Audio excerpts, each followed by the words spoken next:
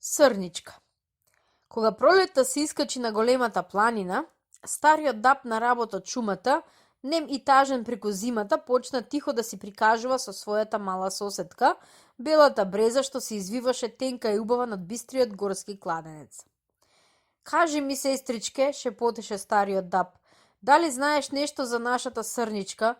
Зажелев да ја видам таа убава шумска ќерка. Откако падна оној дебелиот снег во сечко, не минала веќе по патекава под мене. Ех, кутрата Срничка, шумолеше белата бреза. Последен пат се напи вода од кладенчево под мене и видов како плачеше. Плачеше за своето загубено братче. Отиде да го бара и не се врати повеќе. Тоа се случи зимоска. Под стара гранеста бука, малите срнчиња, брат и сестра, еднак вечерина се гушна едно до друго и така, топлејќи се од својата заемна љубов, ја чекаа ноќта. Ноќта дојде темна и страшна, студена и лоша. Првин почна да вее снег. Крупни меки снежинки густо и бесшумно се пластеа по земјата. Околу полноќ забуча лошиот ветер. Бу-бу. Тој се закануваше.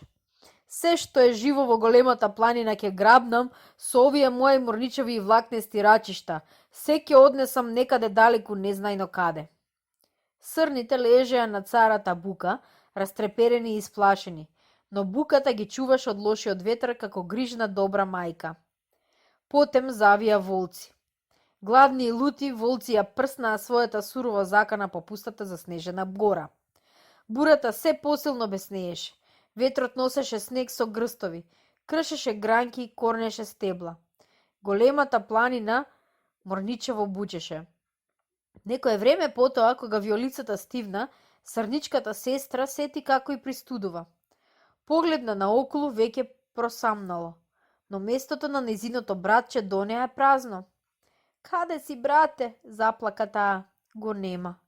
Молчеливата бука не знаеше да ѝ каже каде е. Погледна во снегот, а снегот завеал секаква трага. Стана и тргна.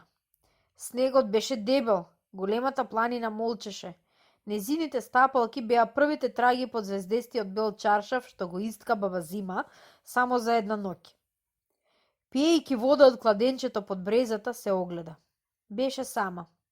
Секое утро кога доаѓаа на поило, во огледалото на кладенчето се покажуваат две глави. Сега само една, само незината. Братчето го нема. Срони две бистри солзи во сината вода и отиде низ големата планина да си го бара братчето. На една полјанка го сретна зајакот и го праша. Еј, пријателе, да не го виде моето братче? Не го видов, одговори долгувото сиво пријателче и се мушна под една грмушка да гриска корки.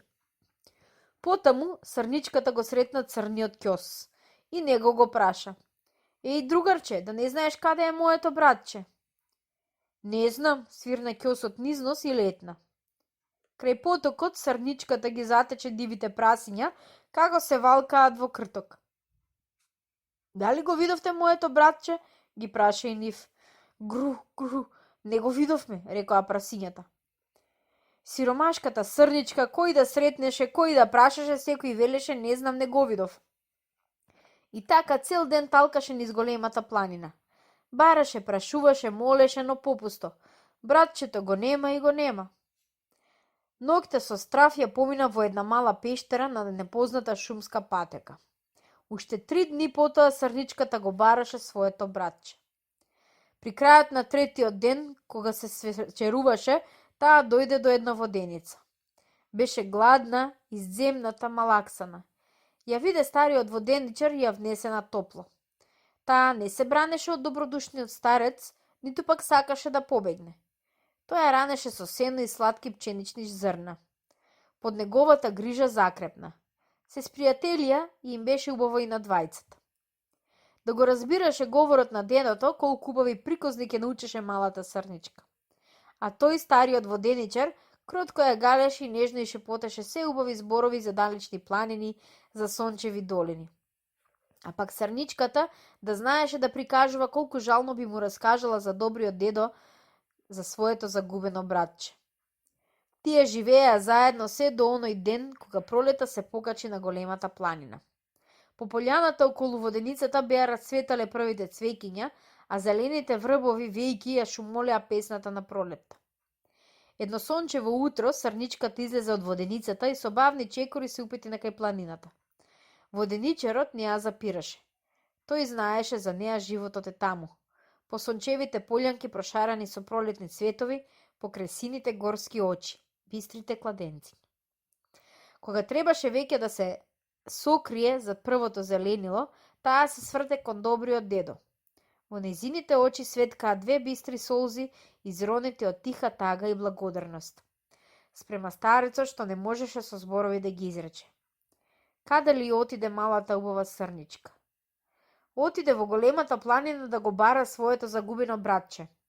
Може би пролетта веќе го нашла, а горе неа ја чекаат стариот разлистен даб, белата бреза и синиот кладенец под неа.